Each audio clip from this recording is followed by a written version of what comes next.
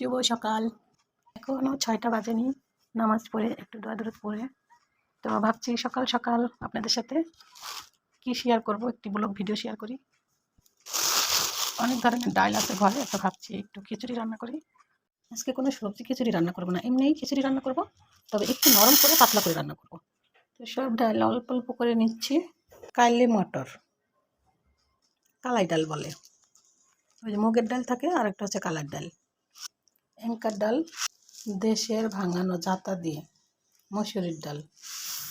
এই যে মসুরি, অনেকেই মসুরির ডাল চেনেন, কিন্তু আস্তা মসুরি চেনেন না।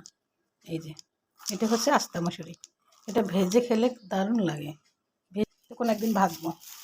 আর এই যে তিলগুলো খাওয়া হচ্ছে না, তিলগুলো কোনো একদিন ভাজবো। বাদাম, চাল, তারপরে মসুরির ডাল সব কিছু দিয়ে ভেজে, তিসি, আর অনেক কিছু, সাদা তিল সব কিছু দিয়ে ভেজে একটা বয়ম পূজা করে রাখবো, ইনশাল্লাহ শেয়ার করবো। এগুলো খাওয়া হচ্ছে না, খেতে হবে তাড়াতাড়ি। বেশ কিছু ছোলা আছে। এটা কেন দেখাচ্ছি, এই ছোলা নর্মালে ধুয়ে দিবেন ফ্রিজে, তাহলে কিচ্ছু হবে না। আর এমনি যদি বাহিরে রাখেন তাহলে কিন্তু পোকা ধরে যাবে। আমার জিরার ফাঁকি শেষ হয়ে গেছে, আবার জিরার ফাঁকি করতে হবে। কিছু জিরা ভেজে নিব, তাই নিয়ে নিলাম। আর কিছু ধনিয়া, এগুলো ভাঙাইলে আবার অল্প হয়ে যায়, যার জন্য একটু বেশি করে নিলাম, যাতে কয়েকদিন খাওয়া যায়। জিরা আলাদা রাখবো, ধনিয়াও আলাদা রাখবেন। যত প্রকারের ডাল দেই না কেন, আমার কাছে কেন জানি মনে হয় এই মুসুরির ডালটা না দিলে আমার কাছে খিচুড়ি খুব একটা ভালো লাগে না, আর এটা দিলে বেশি স্বাদ লাগে আমার কাছে। এখন ডালগুলা ধুয়ে নিব। আর এইখানে হচ্ছে 2.5 পট চাল নিয়ে কিছুক্ষণ ভিজিয়ে রেখেছি, ধুয়ে। হলুদের ফাঁকি, মরিচের ফাঁকি, স্পেশাল গরম মশলার ফাঁকি, সব কিছু আছে, এটা দিতে হবে।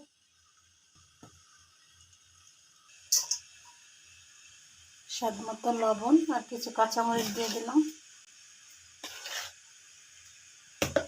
ধুয়ে দিয়ে দিলাম। আর কিছু আদা কুচি করে দিলাম। রসুন বাটাও শেষ, আমার আদা রসুন বাটা শেষ, আজকেই করতে হবে, তো যা ছিল দিয়ে দিলাম। আর হচ্ছে সব আস্তা কুচি দিব আর কি।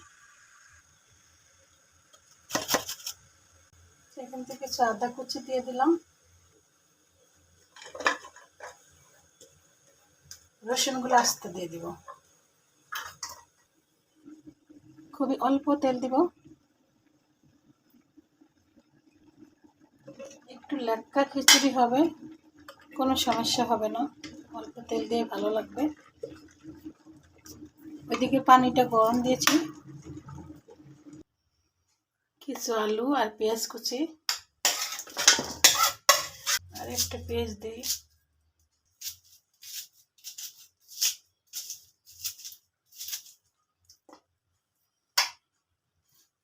হাতে খুব সুন্দর করে মেখে নেব। খুব সুন্দর করে মেখে নিয়েছি, হাতটা ধুয়ে একটু পানি দিব, আর গরম পানি দিয়ে দিব। লেটকা হবে, লেটকা না কি, একটু ভিজা ভিজা, একটু পাতলা হবে, না ঝরঝরে আর না একবারে পাতলা, ওরকম হবে। ডিম ভাজি দিয়ে, আলু ভর্তা দিয়ে, শুটকি ভর্তা দিয়ে খুব খেতে ভালো লাগে, ওরকম একটা। খিচুড়ি বসার আগে ধনে আর জিরাটা ভেজে নেব।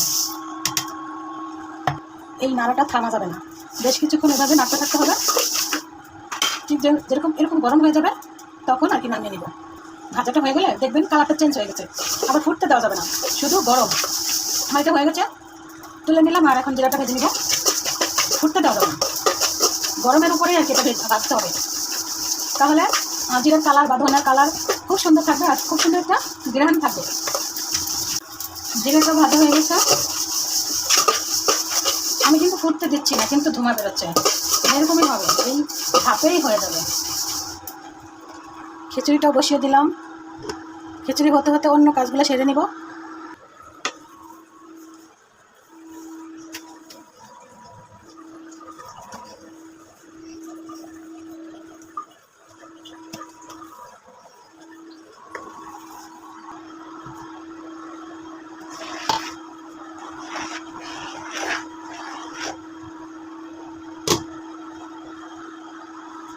চাল আর ডাল ধোয়া পানি গাছে দিয়ে আসবো।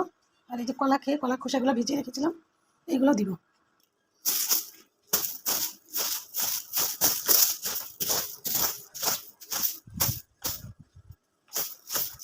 এই রুমগুলো গুছানোই থাকে, তারপরে সবসময় একটু সকাল বিকাল একটু ঝেড়ে ঝেড়ে রাখি। খুব বৃষ্টি হচ্ছে বাইরে। এই যে আমার পাখি, আমি কিভাবে ঘুরে রাখি, এটা মেশিনে বানিয়েছি মশারির মতো।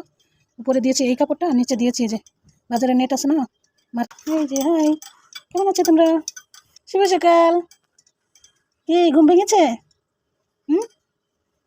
খুব কিচিমিচি করে সারাদিন, একটু চিল্লাচিল্লি করে, মানে ওরা অনেক হেলদি।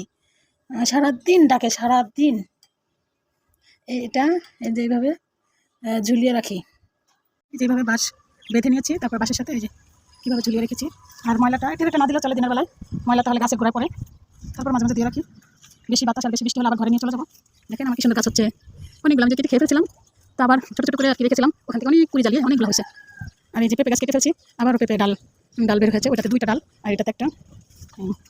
যেমন ডাল গাছ হচ্ছে। এই যে দেখেন আমার পুঁই শাক, মাশাআল্লাহ কি যে বড় বড় পাতা। দেখেন বিচি ফেলেছিলাম, এর আগের বছর খেয়েছি, সেই বিচি রেখে দিয়েছিলাম। এইখানে একটা চারা রেখেছিলাম, ওই গাছের চারার আর কি বিচি রেখে দিয়েছিলাম, তো সেই বিচি ফেলেছি। দেখেন কত বড় বড় পাতা, যে দেখেন কত বড় বড় পাতা হয়েছে, এগুলো একদম টাল উঠে গেছে হচ্ছে। আর এই যে মিষ্টি কুমড়া না হলে সমস্যা নেই, শাক খেতে পারবো, শাকই আমার পছন্দ। মিষ্টি কুমড়া তো কিনেই খাওয়া যায়, কিন্তু শাকও কিনে খাওয়া যায়, কিন্তু নিজের হাতে শাক খাওয়ার মজা আলাদা, যখন খুশি তখনই শাক খাওয়া যায়। যে শাকগুলো যেভাবে রসি দিয়ে রসিতে উঠে যাবে, মানে পুদিনা গাছ।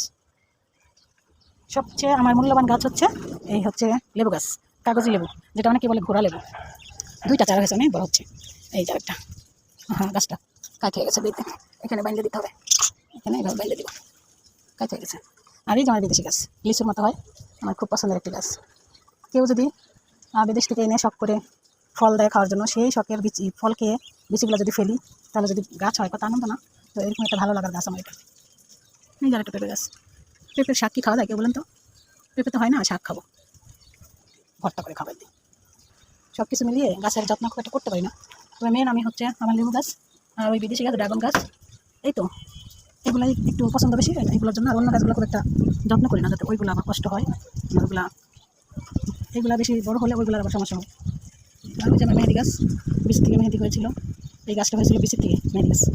মাশাআল্লাহ অনেক পাতা হয়, কিন্তু আসলে পাতাগুলো ব্যবহার করতে পারি না। খুব বৃষ্টি হচ্ছে আর আকাশটা খুব কালো হয়ে আছে, দেখেন কি সুন্দর লাগছে দিনটা, সকালটা খুব ভালো লাগছে। আর এই টাইমে যদি খিচুড়ি খাওয়া যায় কেমন হবে, তাই খিচুড়িটা রান্না করে ফেললাম ছোটো ছোটো, মানে খুব সকালে উঠে খিচুড়ি বসিয়ে দিলাম। এরকম বৃষ্টির মধ্যে খিচুড়ি খেতে খুব ভালো লাগে, ঠান্ডা ঠান্ডা হাওয়া। বাকি কাজগুলো সেরে ফেলবো।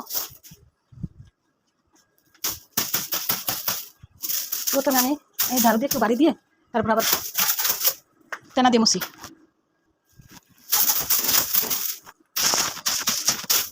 এগুলো তো নিত্য নতুন কাজ, সবসময় করা লাগে।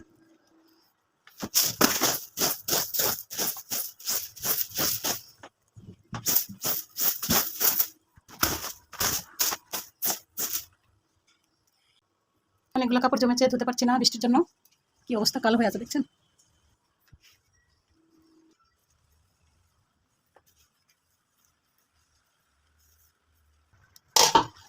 কারেন্ট চলে গেছে, তো কিছু হয়ে গেছে প্রায়, আর এই টাইমে কারেন্টটা চলে গেছে, এই জন্য সকাল সকাল বসিয়েছি। কারেন্ট গেলে আর আসতে চায় না, সারাটা দিন প্রায় কারেন্ট থাকে না, এই একটা অবস্থা। এই পর্যায়ে একটু সামান্য সরষের তেল দিয়ে দেবো।